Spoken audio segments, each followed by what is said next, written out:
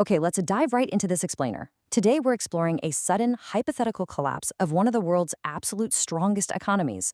It's a scenario that reveals the hidden fragilities in our highly interconnected world.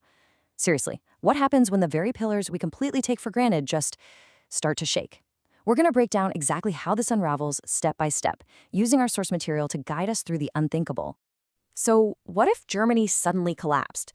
It's a massive what if scenario, and honestly, it's kind of hard to process at first.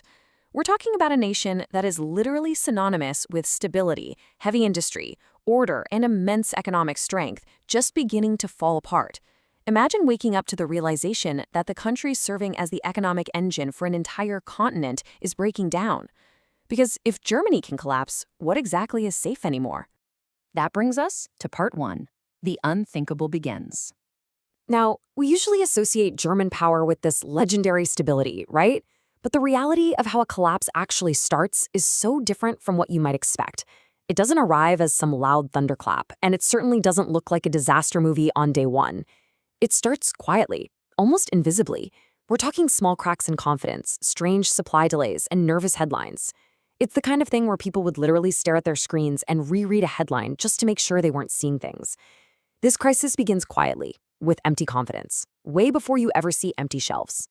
To really grasp this, we have to redefine the word collapse when it comes to a highly developed society. It's not a single explosive event. Actually, scratch that. It's more like a slow, creeping spread of doubt through every single layer of daily life. It's a hidden chain reaction inside the very systems we trust way too much. Once the public begins to feel that something is off, even before they can pinpoint what it is, the whole mood changes. And once that collective mood shifts, well, everything gets significantly harder to control. It triggers this crazy cascading domino effect. Step one, maybe it's just a simple delayed delivery at a factory. No big deal, right? But then that becomes step two, a broader transport and logistics bottleneck. That evolves into step three, sudden supply and pricing issues. And then, out of nowhere, step four, you've got public panic at the grocery store. An invisible financial shift instantly translates into real panic for people who usually never even glance at the stock market. The system bends simply because enough people move to protect themselves all at the exact same time. Moving on to part two, the everyday tremors. Let's bring this macroeconomic shock down to earth for a second. Think about the human impact. A father in Berlin is checking the news, just trying to decide if he should even bother going to work. A mother in Hamburg is calling her kids, double-checking if they have enough food and cash on hand. A student in Munich is suddenly wondering if their degree is even going to matter, while a grandmother in Leipzig is stressing about her pension and whether she can get her medicine. There's this silent, heavy fear sitting in every single conversation. Everyone is just wondering if they have enough certainty to get through the week. And while the public is panicking, political leaders are facing an absolutely impossible challenge. In a collapse scenario, communication isn't just PR or messaging, it's literal survival. Leaders have to somehow explain what's happening to a terrified public. They have to reassure the nation and tell the truth without making the fear worse or letting the system completely unravel. It's a tightrope. If they sound confused, people panic. If they sound too calm, people assume they're hiding something. Which leads right into part three. The European contagion. Because Germany sits right at the beating heart of European trade and finance, neighboring states absolutely cannot ignore the tremors. We start seeing supply chains wobbling violently. Exports and imports plunge. Transport systems face immense pressure, and bank confidence across the entire region weakens. Manufacturers in other European countries who depend entirely on German machinery or parts, they feel the strain immediately. You simply cannot isolate a failure of this magnitude. This sparks twin political fires burning at the exact same time.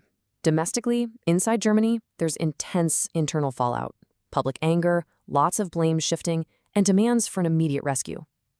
But at the European level, it's all frantic emergency coordination and urgent crisis meetings to build financial firewalls. So, while Germany looks inward to assign blame, Europe is desperately scrambling to contain a continental contagion. And that spills over into part four, global ripple effects. The shockwave definitely doesn't stop at the border. International powers like the US, UK, and France immediately start monitoring diplomacy and commerce with massive alarm. International businesses reassess their exposure across the board. Entire trade routes are re-examined. Companies everywhere just stop. They delay hiring, they pause investments, they hold back shipments, they adopt a highly defensive posture, protecting themselves instead of expanding. And that caution, that sudden global freeze, shifts the economic mood into a structural crisis worldwide. This source material hits the nail on the head here with a harsh, powerful truth. When you depend on a giant, you also inherit its vulnerability. So many global systems, supply networks, and industrial partnerships were built with Germany acting as a completely stable assumption. When that core thread weakens, the tension pops up absolutely everywhere. We also have to acknowledge the stark humanitarian dimension here, the massive divide between the protected and the vulnerable. Those with resources can absorb economic shocks for a longer period, for sure, but the elderly, low-income families, folks living paycheck to paycheck, they feel every single tremor immediately. A stable nation can kind of hide inequality for a while, but a collapsing one reveals it incredibly fast as public services and social safety nets start buckling under the pressure. Finally, we reach part 5, fragility and resilience. You know, even after the initial shock passes, an event like this leaves a very long shadow. There's this new permanent awareness that stability just isn't guaranteed. It fundamentally alters the psychology of the public. It changes how they save, how they spend, and definitely how they vote. Businesses are forced to drop entirely new contingency plans from scratch.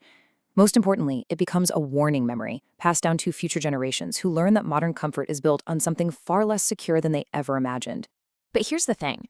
The most hopeful truth in this incredibly dark scenario is human resilience. Systems can fail, sure, but people can still choose solidarity. Even when the financial structures break down, neighbors still check on neighbors. Nurses, builders, civil servants, and just ordinary people step up to keep the world from falling faster than it has to. True recovery always begins with people refusing to give up on each other.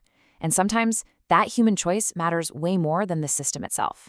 So I want to leave you with one final provocative question to think about. How strong are our own systems? And what are we taking for granted right now?